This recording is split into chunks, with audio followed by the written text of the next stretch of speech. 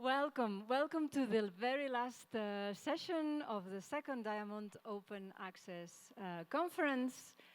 And welcome to, and congratulations for your endurance of all these 4 full days of discussions. Super intensive. I think we have grown a lot from Monday when we started to today. And I think we can clearly say that this has been a great success to bringing all of us together. So thank you again to the excellent moderators of this conference.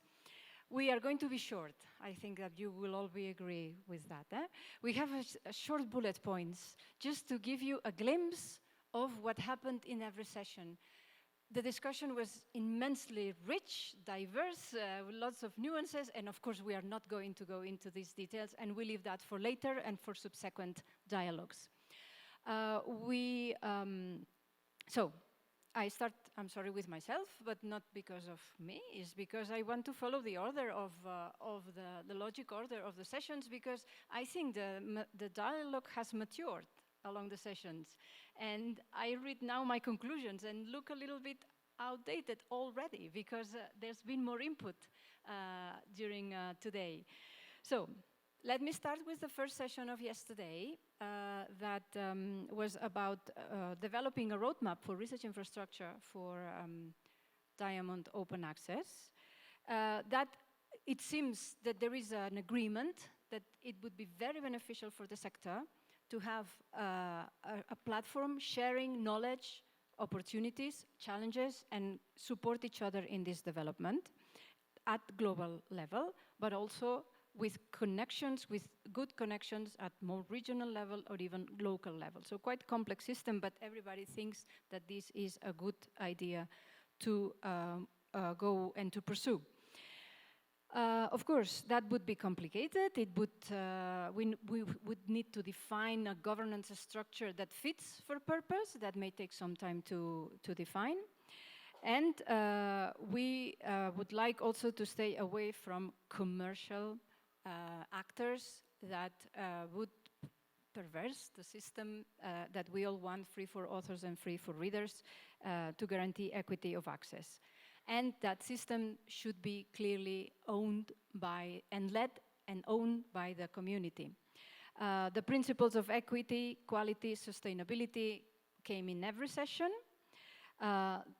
And also the voice of the infrastructures for Diamond Open Access as a voice on its own right, because infrastructures are fundamental for this type of scholarly publication. Going to a more concept of the governance, we saw several excellent examples of governance, and we saw that the degree of the formality is normally corresponded with a more formal governance as well. So we need to reflect on what are the most appropriate format for such a governance structure, and how to guarantee commitment over time. So the long-term strategies, moving away from project-based plans, it would be very important. Another important aspect was the possibility to shift money flows that now go into commercial publishers to Diamond Open Access systems with proper legal protections to avoid the selling of journals and platforms into commercial hands. Last but not least, it came also that idea that the Diamond Open Access community could be an advocate for quality labels that are free of charge. One of the participants said that sentence, which I liked. And that it's paraphrasing the words of the first day of Tauki Kjela from UNESCO, saying that the access to scientific knowledge is a right and not a privilege. So I think that this came very strongly at the session on research infrastructures. Okay, so this is my succinct report. All this will be written in a much nicer text that will be distributed to all of you. Let's move on to the second session of the day, and I give the word to Martine.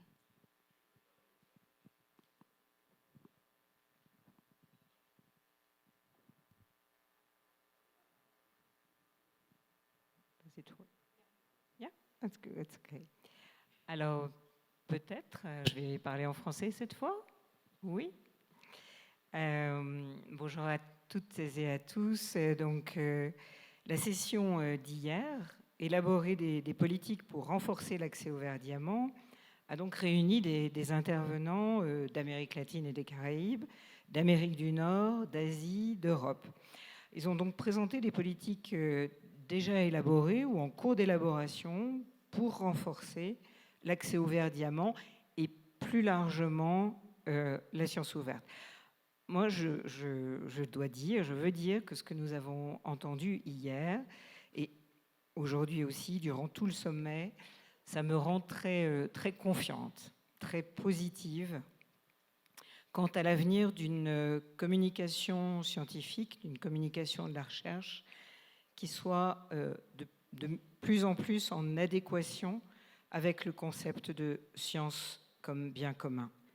Alors, quelques exemples de ce qui a été exprimé hier par les intervenants qui témoignent justement de cet engagement et aussi de cette vision partagée au niveau politique aussi. Replacer peut-être le chercheur au centre, promouvoir une coopération mais qui tienne compte de la diversité, de nos diversités, diversité des besoins, diversité des ressources, des moyens, des cadres législatifs, promouvoir le partage du financement, un financement croisé pour soutenir des initiatives et des infrastructures internationales et ainsi avoir un meilleur impact systémique, soutenir le renforcement des compétences, des capacités, capacity building, et puis, ça a été dit, agir simultanément sur différents leviers pour accélérer la mise en œuvre d'une politique et son efficacité. Ça a été dit plusieurs fois, le développement de la science ouverte et la réforme de l'évaluation de la recherche sont très étroitement liés. Alors, il est intéressant de voir que si nous partageons ce même objectif, la science comme bien commun, on a vu que nos chemins pour y parvenir sont différents. On a pu voir à travers les présentations comment les politiques évoluent, progressent, se renforcent. On a entendu les initiatives telles que Diamas, Craft OE, lancées par la Commission européenne pour soutenir le modèle diamant. On a pu voir comment une politique d'accès ouvert est partie intégrante d'un grand programme national tel que Société 5.0 au Japon. Je pourrais aussi mentionner la déclaration très forte de la Maison-Blanche. Alors, bien sûr, il a été dit aussi qu'il reste de nombreux défis à relever. Comment passer d'un financement d'amorçage à un soutien sur le long terme qui est vraiment nécessaire? Comment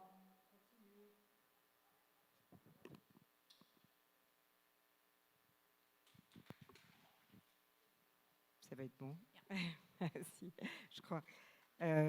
Comment continuer à gagner en crédibilité et faire reconnaître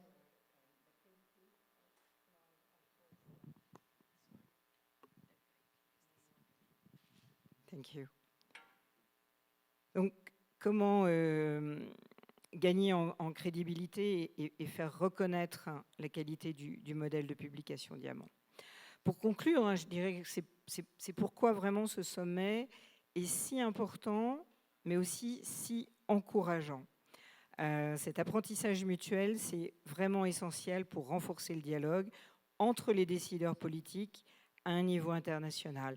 Il s'agit vraiment de comprendre les différents chemins empruntés à l'échelle nationale, régionale, de s'en inspirer et de contribuer ainsi à construire un socle commun robuste. Ça a été dit plusieurs fois. En français, on dit « l'union fait la force ». Ensemble, on est plus fort. C'est vrai, bien sûr, pour la communauté Diamant. Ça a été dit, nous sommes une communauté. Mais c'est également vrai au niveau politique. Nous sommes donc sur une lancée, sans précédent, un momentum, et cet avenir de l'accès ouvert diamant, il est entre nos mains, celle de la communauté internationale diamant et celle des décideurs politiques, collectivement et toujours dans le respect de nos diversités. Merci.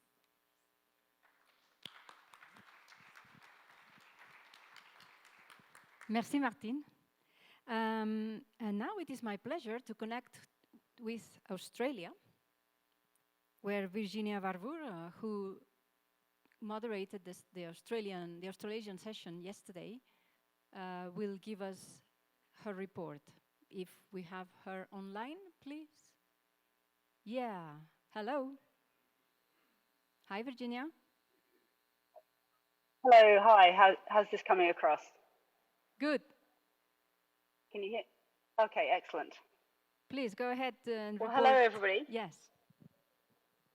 Thanks, hello everybody, and greetings from Australia, from Brisbane, where I live in Brisbane, Meanjin, which is on the lands of the Turrbal and Yagara people. Thanks very much for giving me the chance to tell you what we've been up to.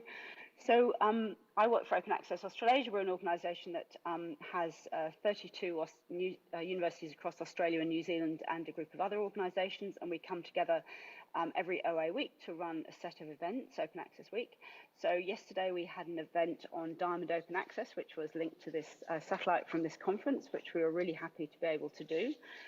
We had it's one of a number of events we've been running throughout the week.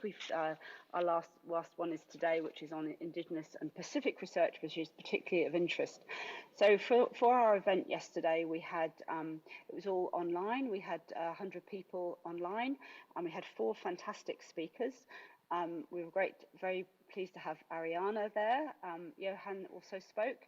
And from our side, we had Sean Alm, who is an academic working with a small academic-led diamond journal on archaeology, and a colleague from Auckland University of Technology, Donna Coventry, who runs a small organisation called CoARA, which is part of their Auckland University of Technology library, which supports open access journals and books, and particularly in relation to Maori and Pacific research. We then we had a panel session, and then we broke into a Zoom breakout session, and we had 3 things that we talked about there, which were around discoverability, infrastructure, and credibility, and they were led by experts from across the region from a number of our universities. So I think the takeaways, first of all, I would just say that we had an immense amount of interest in this session. I think that the conversations that we were having were much more sophisticated and much more knowledgeable than we've had in the past. I would say that there is a sense from our region that we really understand the need to not just assume, for example, that read and publish deals are the end of open access. So there's a real appetite for supporting diamond open access journals. In the sessions the breakout sessions we had, we talked about the importance of discoverability, infrastructure, and credibility, and we workshopped those for issues. So the discoverability, I would say, is one, a really basic one for us, is around visibility of these journals, particularly for academics who are pressured to publish in high-profile journals. We talked about the importance of good infrastructure, so technical infrastructure, people infrastructure, thinking about the long-term planning, and I picked that up from a previous conversation I was hearing in your sessions about the importance of not just having funding for a short period of time. And then we talked about credibility and the real importance of having strong policies around journal processes and such like. We also had some thoughts about what we wanted to bring back to this meeting. So I would say that we're at a pretty early stage in Australia and New Zealand. We don't have any national infrastructure for diamond open access journals, but I think there is an appetite for that. We would like, and that's one of the things that we'll be taking away and advocating for in our region. We note that there is an issue of where diamond journals do exist, that they are often aligned with universities here, but we know that there are many outside of the universities, and those are even less well supported than ones that are at universities. So we want to try and bring those into discussion. And so a next first step for us also will be developing a regional community of practice. And we feel like many of the people who were on the call yesterday will be the sort of core of that. And it included university, library, but also academics and other support staff. And then I will just say that I think for us in our region, the particular issue is around Indigenous knowledges and making sure that's properly represented within whatever infrastructure we do going forward, because we know that they are really badly served by the current publishing system. And I think that where we have the opportunity to have a really rich conversation is in supporting Indigenous and Pacific research. So I'll stop there. Thank you. Thank you very much, Virginia. Thank you very much for this excellent reporting. A round of applause for Virginia, please.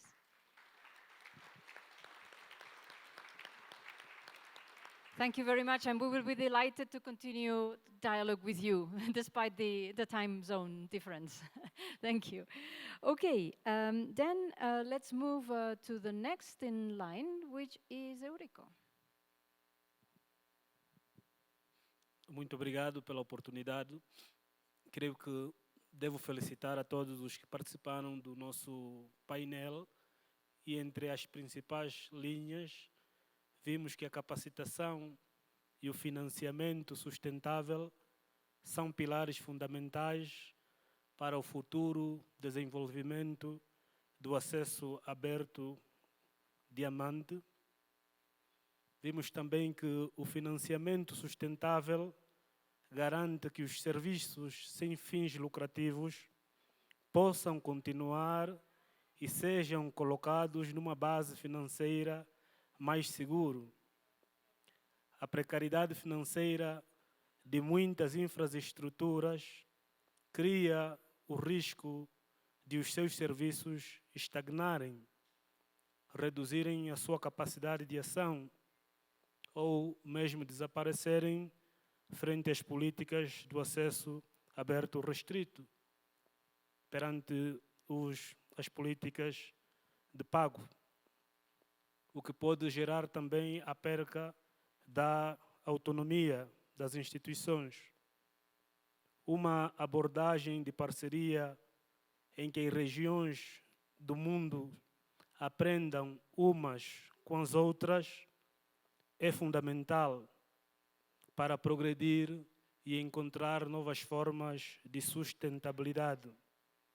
Esta parceria deve ser entre pares, embora o Sul global tenha de enfrentar uma relativa precariedade financeira, isto não significa que não tenha boas práticas para oferecer ao Norte global. É o essencial do que nós podemos escolher. Muito obrigado. Thank you very much. Thank you very much, Eurico. Let's go now to Sylvie. If it doesn't.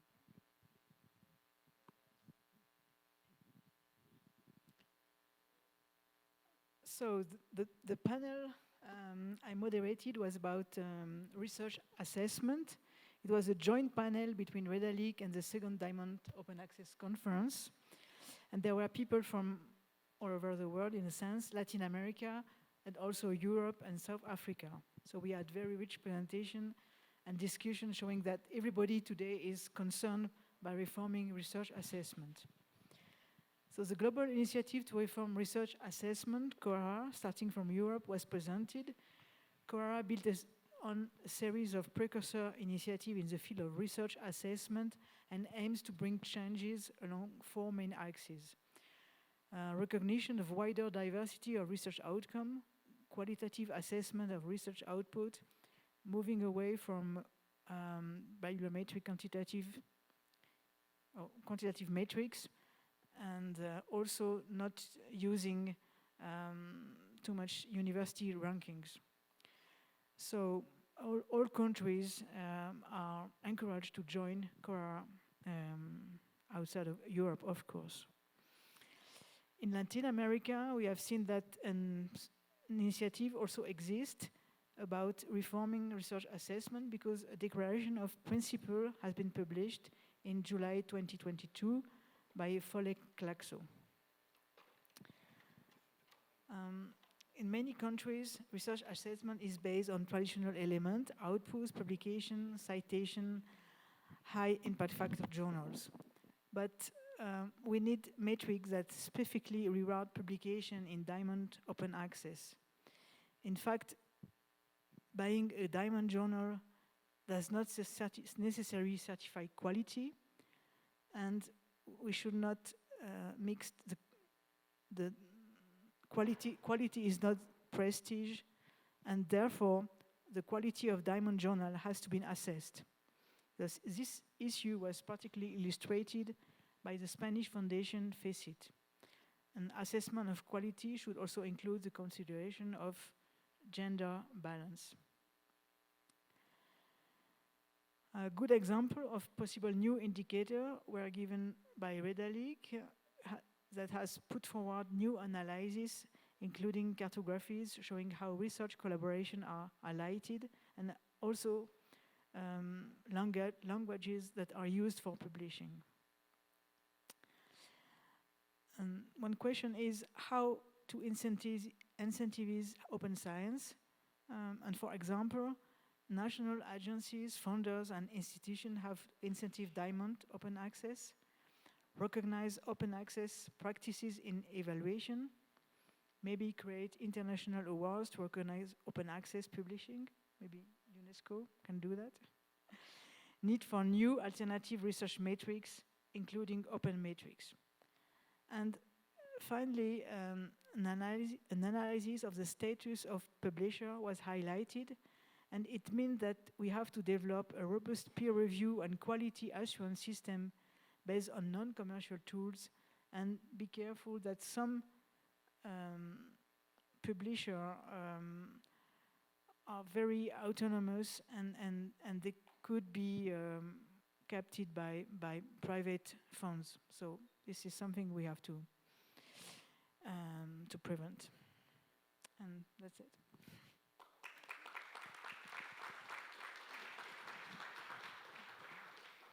Merci Sylvie, merci. Merci. And last but not least, Anna, please. Yes, thank you very much. So we just finished the last session on governance and on the federated system, ecosystem for open access Diamond. I think we had a very, very good discussion with some excellent proposals with regards to how that federated system could look like and what are its kind of important parts to think about when setting up that federated system. We had speakers who really looked into the why of such a federated system and really kind of arguing for the benefits, arguing that kind of the whole is greater than the sum of its parts, and that there really is, that there really would be benefits in a federated global system. But for that to work, that some conditions need to be in place, and also some principles and values need to be collectively determined and identified. I think what we've heard a lot is the importance of trust among the different partners. So it's more of a partnership than it is a network in a way. And what would be the responsibilities, the accountabilities of the different partners, and how they would collectively move the project forward in a common goal of making science a global public good. There was a lot of talk about the complexity of already the existing systems, but also of an even more complex system that would federate the existing initiatives. And I think in the end there was actually an agreement that the complexity is what is good about a federated system, because it also brings in the different uniqueness of these different parts, the different networks that all of them bring, the different actors and the different aspects of this ecosystem of open access, Diamond open access, and what it brings to the game. So even though complex and even though entangled and not a perfectly a perfect pyramid. It is very important to work with this complexity and kind of cherish the complexity. Diversity, inclusiveness, multilingualism were some of the other principles that were very much underlined. And also this idea of building upon already existing experiences and sharing experiences moving forward. So really trying not to reinvent the wheel, but trying to build on what is already out there, kind of go beyond the South-North divide and really try to construct something collectively.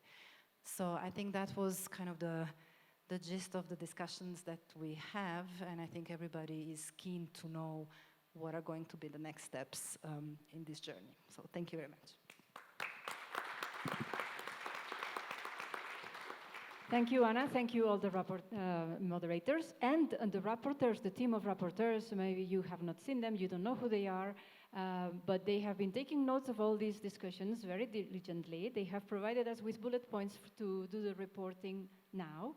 And we are very grateful to them. You will meet them tomorrow because we are planning a small final ceremony to thank everybody who has contributed to this summit. Now, I'm going to close this event in 2 minutes, but let me tell you what is going to happen from now until the end. Well, first of all, tonight, if you wish so, there will be this show that they are going to offer to us. But tomorrow morning, many important things will happen.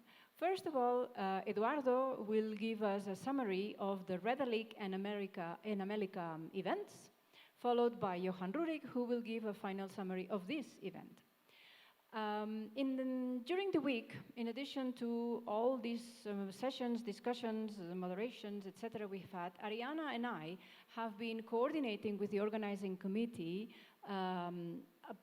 one page document that summarizes main conclusions and way forward. So Ariana and I will present that document to you tomorrow on behalf of the organizing committee. And then we will have a short panel with representatives from different parts of the world who will tell very briefly what that conclusion and way forward means for them in their respective areas. So we will have a first idea of what can be possible ways forward taken up at the more local level. And then, just to finalize, we will have several official government representatives from different parts of the world as well, saying what does it mean for them. And with this, we are going to close the event, followed by lunch tomorrow. So I think that this has been an excellent week. I think, as I said at the beginning, we have all grown a lot. We have learned a lot. I think it was even unthinkable how much we have learned during this week. And maybe if you want to express a final question to the moderators, final thought before we close the day for today, you are welcome to do so now. Of course, Jean-Claude. Who else? My apologies. No need. I was reflecting after the last session about the intervention from the representative from Cielo and the reactions from here. And I'd like to try and suggest a sort of line that really is important to keep in mind. So a sort of backdrop against which we might want to move forward. I think we're all after the conditions of publishing and communicating to produce the best kind of knowledge possible. And I think that's really the top desideratum of the whole thing. Which means that when you are in a tension situation between something that might compromise the quality of the knowledge because it might be necessary for protecting journals in their economic or social or institutional matter, I think it's very important to keep the first one in mind and then see how to negotiate the second part temporarily until you can really get forward with the first thing. So in other words, I don't think this organization should be conceived as a place to protect journals, however many may require to be protected and defended, but really to protect knowledge. Because what I heard from the Cielo presentation is that there are great inequities in our publishing world. We all agree with that. And we have to protect our journals. We all agree to that with the proviso I just offered. But then, to do that, we're going to introduce a new inequity. We're going to introduce APCs. So APCs temporarily, as long as we have a commitment, very strong commitment, to go beyond the APC, fine. But if you start saying, oh, well, we have to protect the journals and it's as good as knowledge, then I stop. Okay. Thank you for your contribution, Jean-Claude. Yeah, I think we need to retain the principle of what we are doing. Free for authors, free for readers. That's the end point. No other end point is our vision. Is anybody else wanting to ask a question or a final comment? Doesn't seem so. So I will switch to Spanish now para decir hasta pronto, para cerrar esta segunda conferencia de acceso abierto diamante. Agradecer muchísimo a todos los ponentes, a los desplazados que han venido hasta aquí y a los que han estado online, a veces a horas intempestivas para ellos, en mitad de la noche, lo cual demuestra el nivel de compromiso con el diamante. Y también agradecer a vosotros, al público, que también a los que estamos aquí y los que han estado también conectados por Internet, que han sido muchos, y que han contribuido también con sus preguntas a través de Internet. La traducción a 4 idiomas así, creo que es un fantástico éxito. Creo que es algo que todos nosotros deberíamos incluir en nuestras conferencias, porque realmente creo que es una libertad de la cual es muy agradable poder gozar, además en este ambiente tan académico y colegial. Así que, sin más, declaro finalizada la segunda conferencia Diamond Open Access. Muchas gracias.